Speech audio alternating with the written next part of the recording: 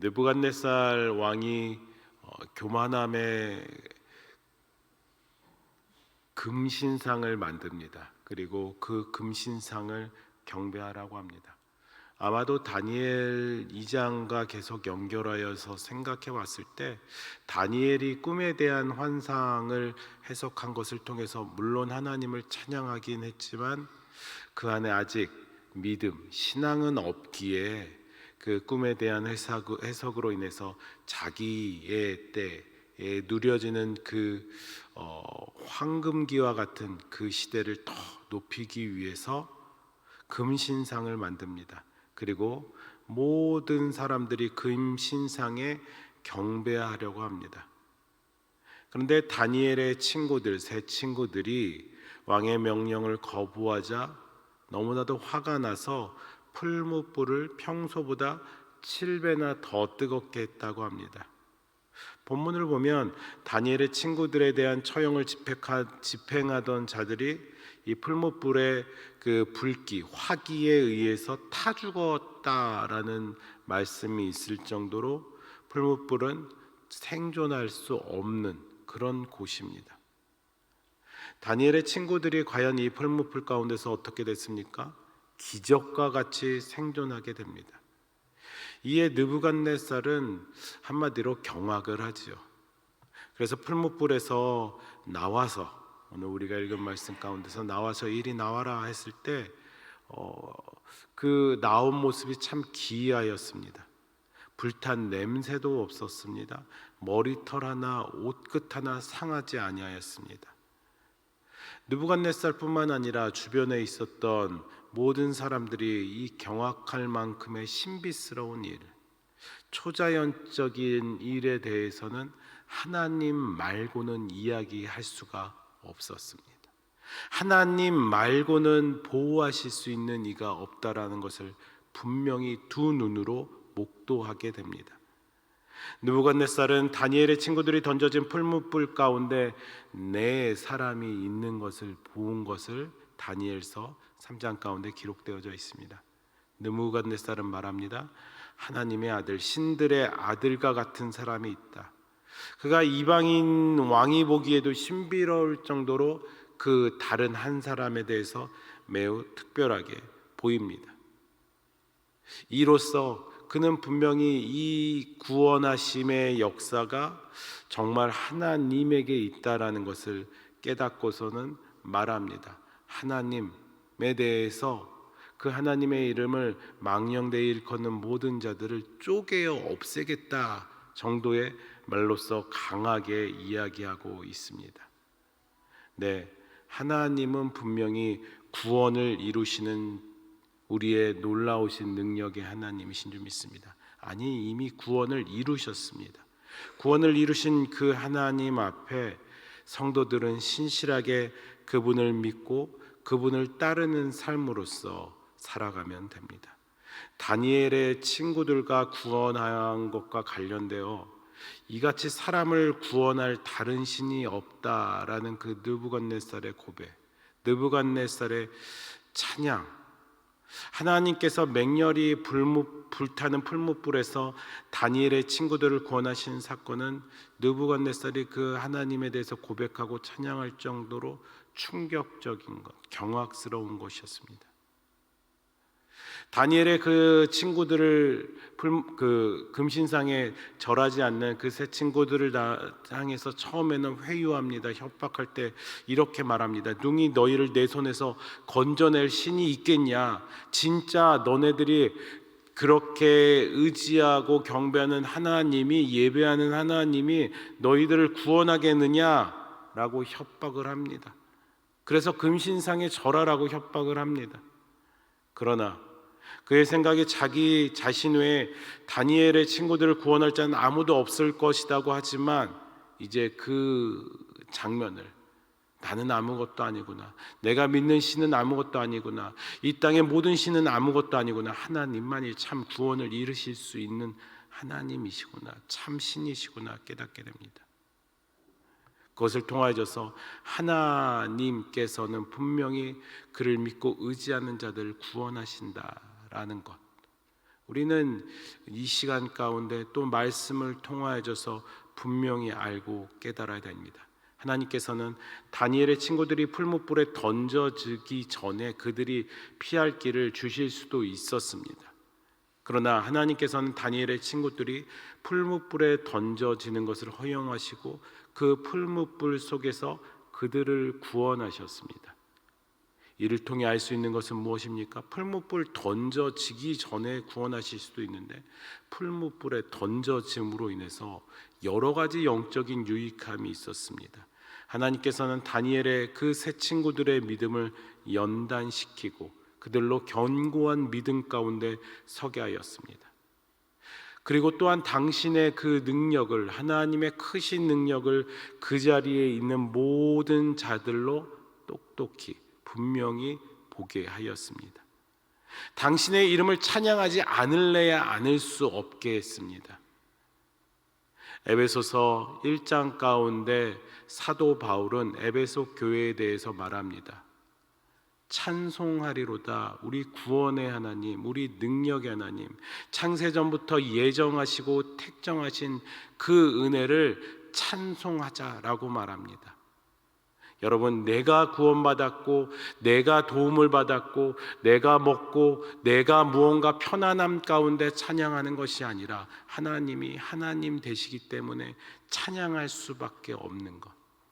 오늘 다니엘의 세 친구들의 구원하심을 통하여서 그 주변에 있는 사람들은 하나님은 찬양 안 할래야 안 할 수가 없구나, 하나님은 참 신이구나 똑똑히 보게 됩니다. 우리는 이 사실, 곧 하나님께서 최악의 상황에서도 구원의 역사를 행하실 수 있는 분임을 분명히 알고 깨닫고 믿고 의지해야 됩니다. 이 사실을 알 때, 이 사실을 믿고 의지할 때 우리는 도무지 구원이 이루어질 수 없는 상황, 이런 사람까지 구원을 이루실까 하는 그 사람까지도 하나님께서 구원을 이루실 수 있다라는 것을 분명히 소망하며 예수님께서 우리에게 주신 지상의 사역 가운데 최선을 다해야 됨을 분명히 알아야 됩니다. 또한 그 하나님의 구원 때문에 풀무불까지 나아갈 줄 아는, 나아갈 수 있는 믿음의 견고함이 분명하게 있어야 됩니다. 풀무불 가운데서 그 기적적 생존을 하였었던 그 다니엘의 세 친구들, 어디든 갈 수 있는 우리의 모습의 본이 됩니다. 당연하게 그 금신상 앞에 절해야 되지만 거부함으로 그 풀무불이라는 끔찍한 곳, 평소보다 7배나 더해진 그곳까지 간 것을 우리는 분명히 말씀을 통해 보았고, 또 그 세 친구들의 모습은 예수 그리스도의 모습까지 연결되어질 수 있습니다.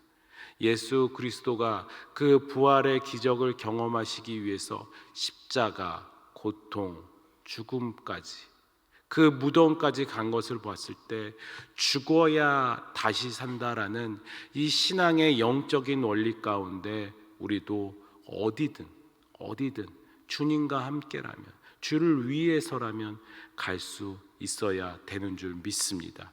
또 다른 오늘의 날주의 말씀입니다. 시편 107편 13절과 14절의 말씀입니다. 오늘의 날주 시편 107편 13절과 14절의 말씀입니다. 하나님의 구원은 완벽하시기 때문에 어디든 그리고 어디서든 그 구원이 이루어지고 우리는 그 은혜로 나아갈 수 있습니다. 13절과 14절의 말씀 같이 읽겠습니다. 이에 그들이 그 환난 중에 여호와께 부르짖음에 그들의 고통에서 구원하시되 흑암과 사망의 그늘에서 인도하여 내시고 그들의 얽어맨 줄을 끊으셨도다. 아멘. 하나님께서 구원하신다라는 이야기가 특별히 이 시편 107편 곳곳에 기록되어져 있습니다.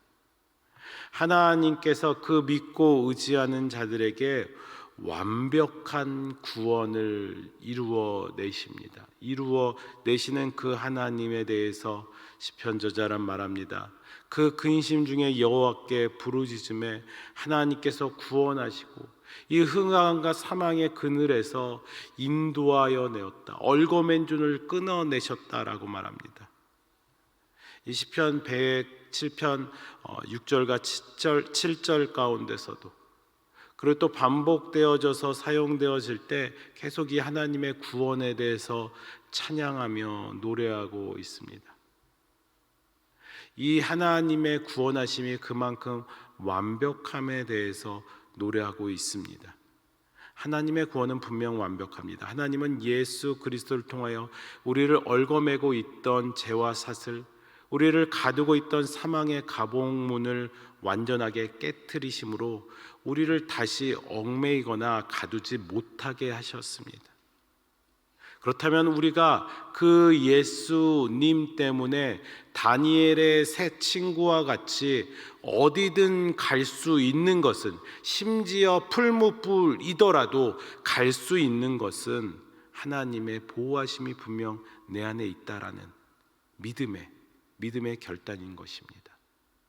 풀무불이라도 갈 수 있는 것은 하나님께서 나와 동행하신다라는 믿음의 은혜인 줄 믿습니다.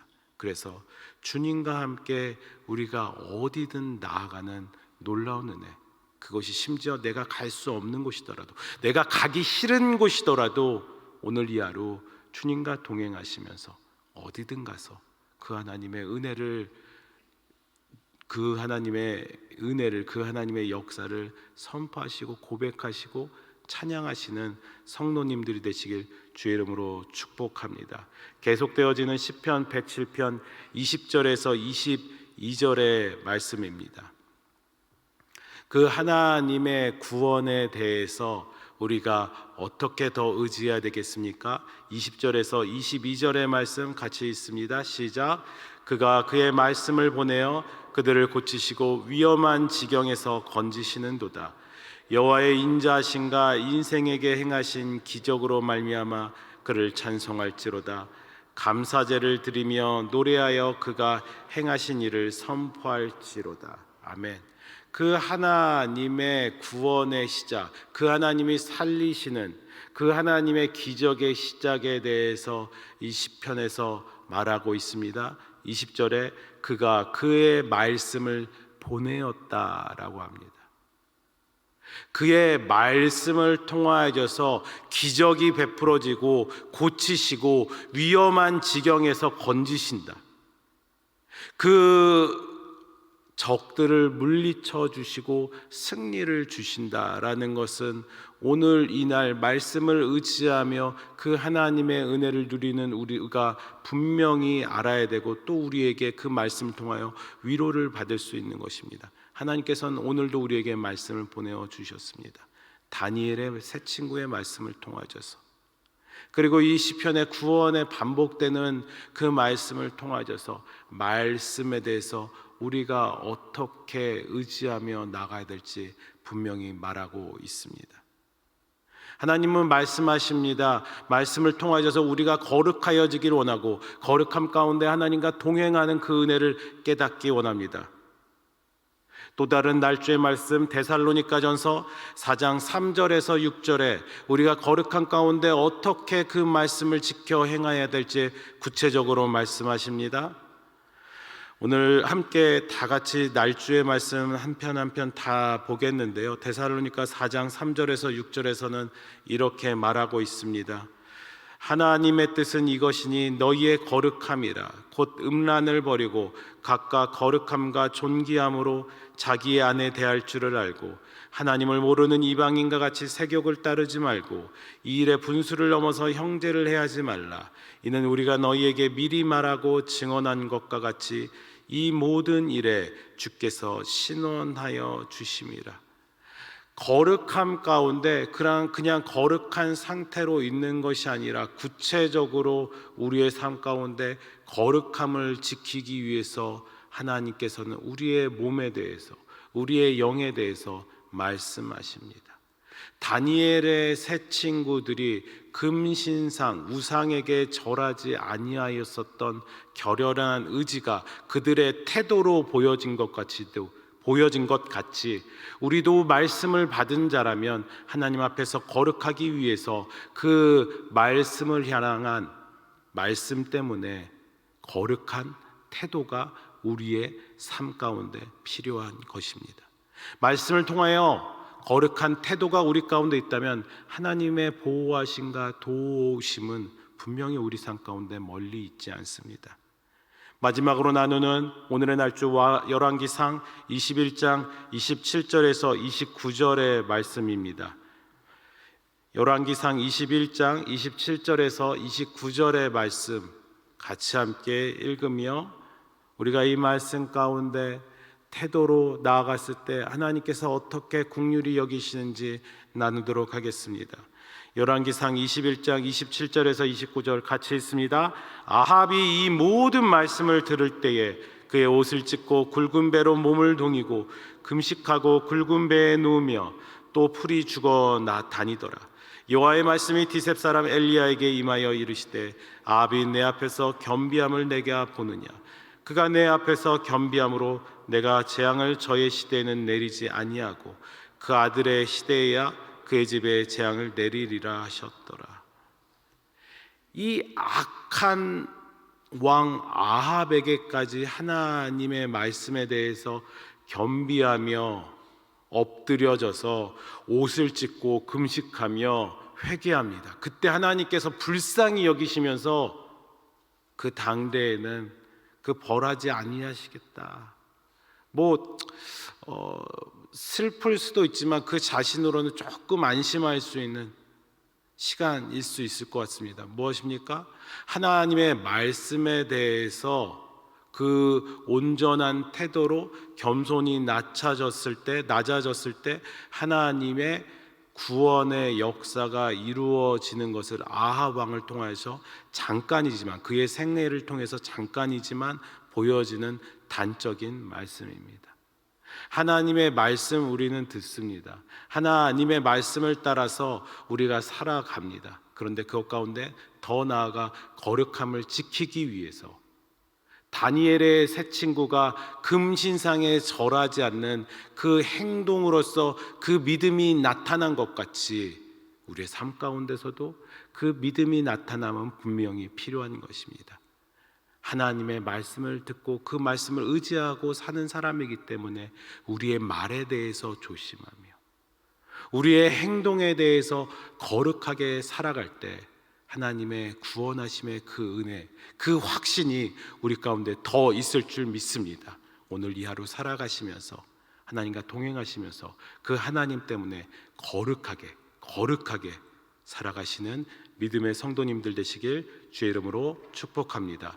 우리 함께 이 시간 기도할 때 안식월 가운데 있는 담임 목사님 영육간의 회복, 그리고 또 하나님께서 온전한 그 붙잡아 주심을 위해서 기도해 주시고요.